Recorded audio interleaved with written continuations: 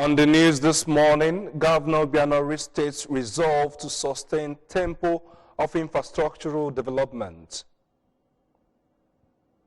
Communities urged to support contractors handling infrastructural projects in their areas. Police arrest armed robbery suspects in Onitsha. Hello, beautiful morning to you and welcome to the news at this time. I am David Opopasile. We begin from here, from the Governor's Lodge, where Anambra State Government has restated its commitment to promoting economic activities through aggressive road construction. Governor Willie Obiano stated this while inspecting the 7.3-kilometer Umueri-Aguleri Nando road project in Anambra East local government area. We'll bring you the report. When completed, the road which links Umuatolu Umueri, Iwezuna Aguleri, and Obarisoye in Nando community will ensure easy evacuation of farm produce from the areas to the urban cities across the state. Governor Obiano assured that the road will be completed in no distant time to pave way for easy vehicular movement and reduce the burden of transporting farm produce with bicycles to markets. I came here to see this beautiful road, 7.5 kilometers. This road will pick up a lot of traffic as soon as it's canonized. Economic importance of this road is very big, and I'm happy that I'm able to do this road now. Also speaking, the State Commissioner for Works, Engineer Marcel Ifejiofor, explained that the project, when completed, will create easy access to farmers and residents in the area. Because of the nature of the road, we don't take our cassava anywhere. We trek from here at Aviam and Umwe to sell cassava. But with what is happening, women now take their cassava to Nteje, to Okuzu. So, His Excellency, we are very grateful. The director of the construction firm handling the project, Mr. Tony Madi, assured that the job will be completed according to specifications. On the MC1 level now, and we promise next week the asphalt, we will asphalt this road from next week.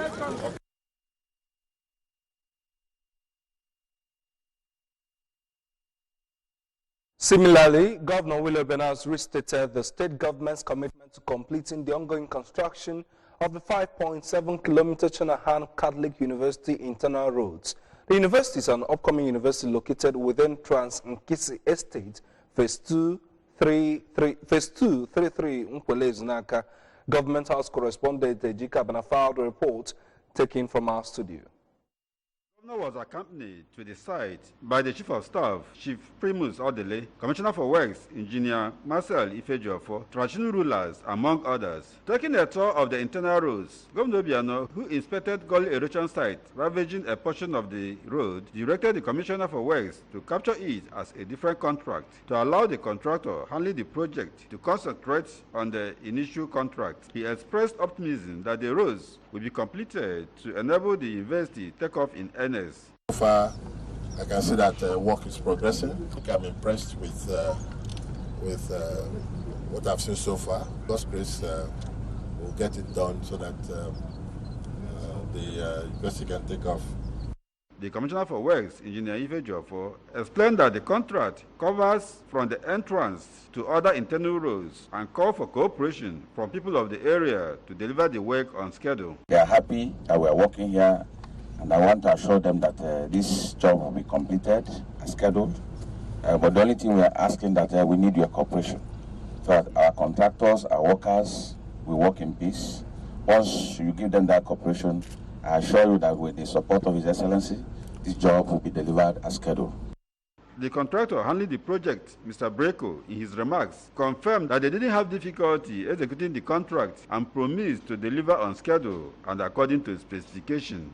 I like to say, I didn't disappoint you. I promised about good job. I will deliver that job. The Onitsha Archdiocesan Chancellor, Very Reverend Father Prudentius Arrow, among other priests, came out to receive the governor's entourage and commended him for embarking on the project.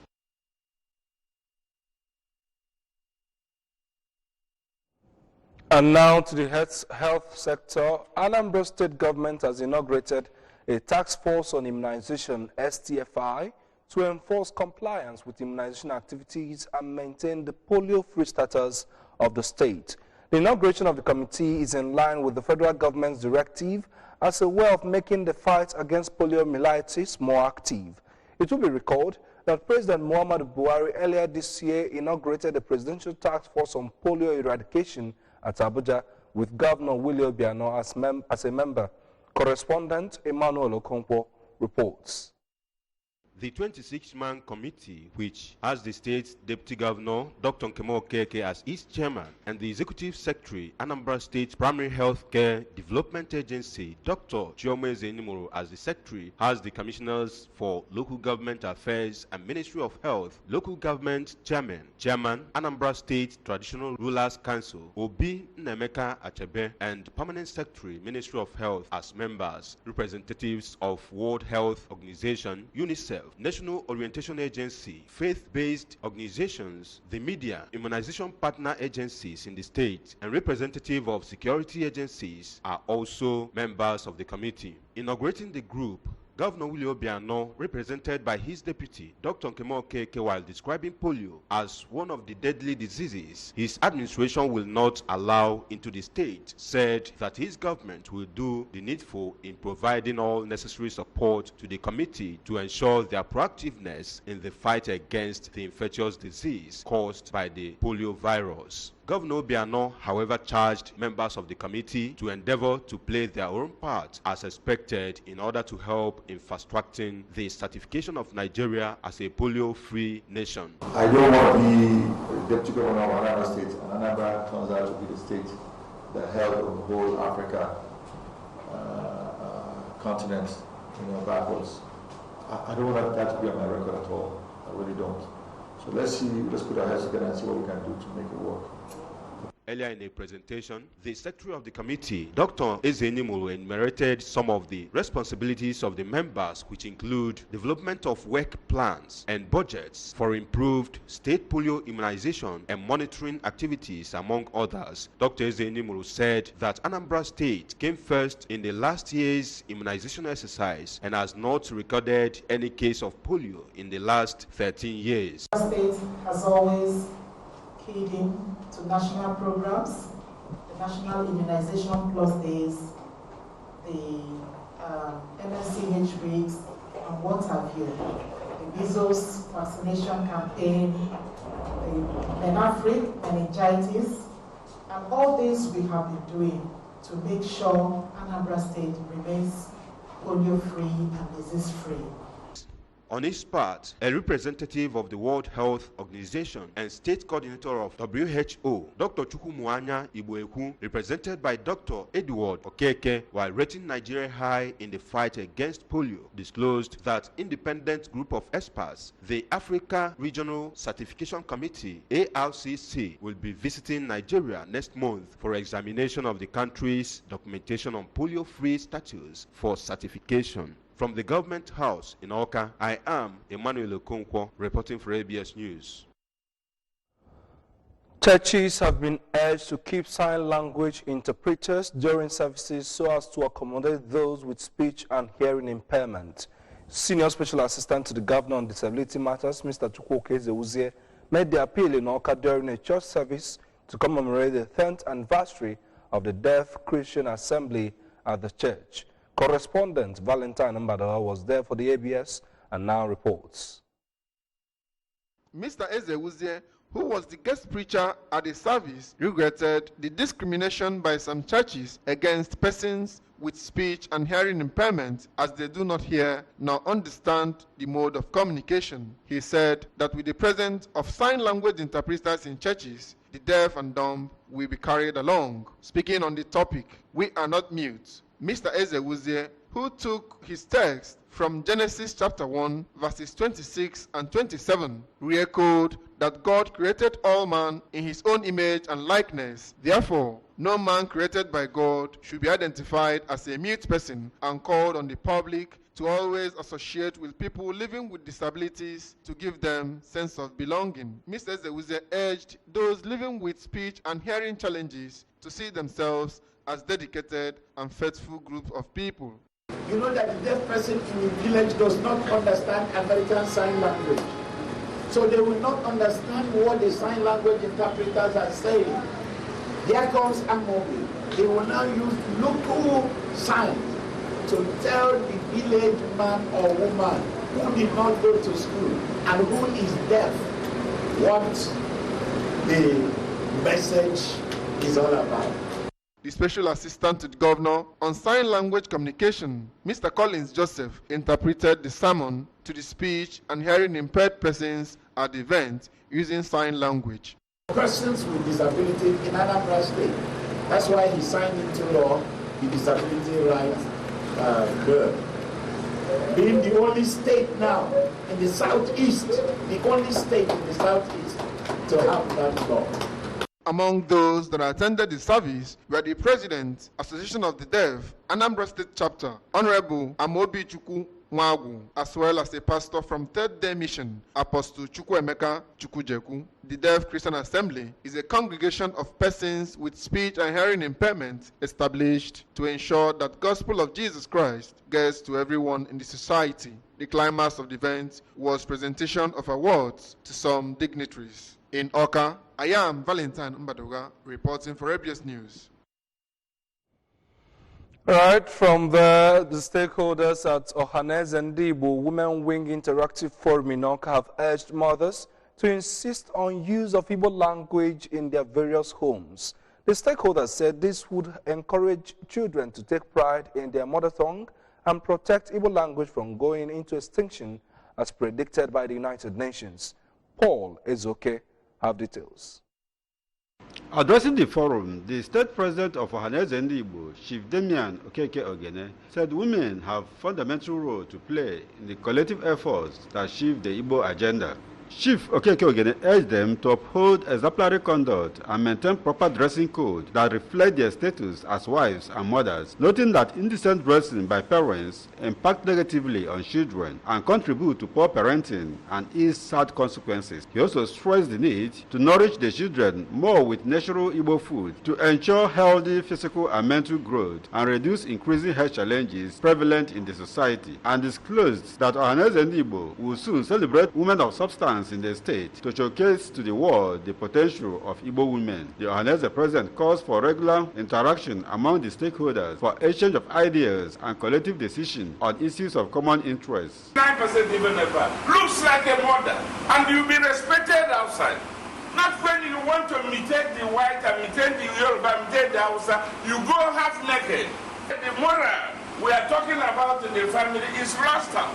Earlier, the state woman leader of Ohaneze Ndigbo, Lady Rose, reminded mothers that language remains important cultural identity of people, noting that speaking Igbo to children would enable them understand and appreciate their cultural heritage, which will further enrich their intellectual potential and self-esteem.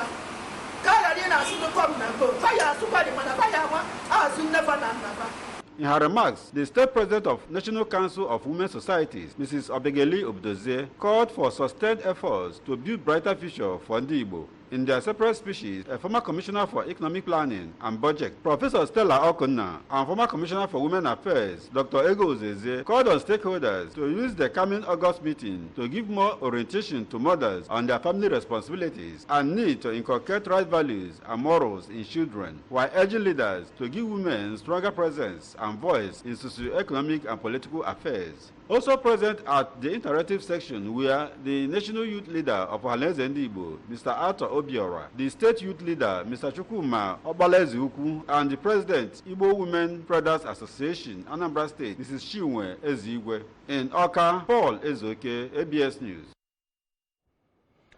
And on security, police operatives have arrested 6 suspected armed robbers and recovered firearms and ammunition. A statement signed by the State Police Public Relations Officer, Superintendent Haruna Mohammed, said 37 suspected cultists were also arrested following intensive raids on their hideouts. The details. According to the statement, Puff other operatives in conjunction with patrol team attached to Fege Division arrested at Opiweke, Onitsha, one Ifeanyi Njoke of Awo in Delta State, who allegedly belonged to the notorious one-chance robbery syndicate, terrorizing innocent citizens at Opiweke and dispossessing them of their valuables. It stated that exhibits recovered from the suspect include one locally made double-barrel pistol with 2 rounds of live ammunition, and that the case is under investigation, after which suspects will be charged to court for prosecution.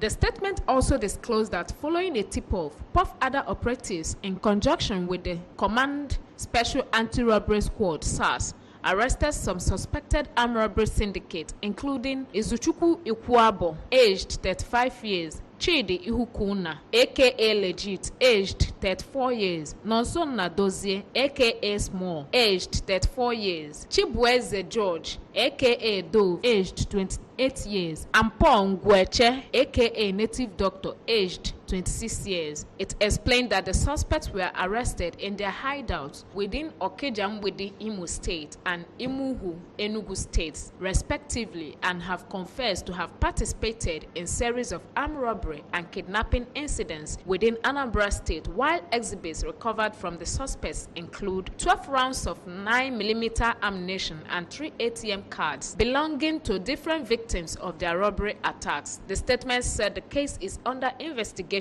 after which suspects will be brought to justice. Remember that you can follow news and programs on ABS from any part of the world by liking our Facebook page at ABS Radio Television. Subscribe to our YouTube at youtube.com/ABS Radio TV Online. You can also follow us on Twitter at ABS Radio TV and on Instagram at ABS Radio TV.